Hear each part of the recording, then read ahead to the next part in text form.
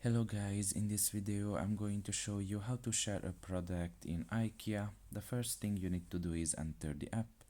Once you are done with that and you are in the home page, you can just find a product in the application,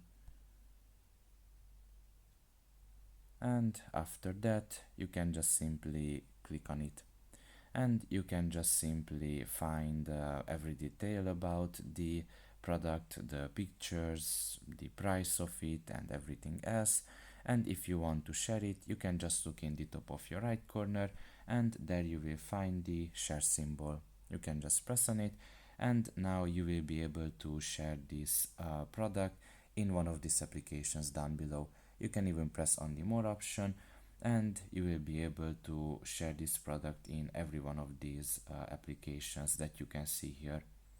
So that's pretty much it really. I hope this video was helpful to you. Thank you for listening and see you next time. Bye bye.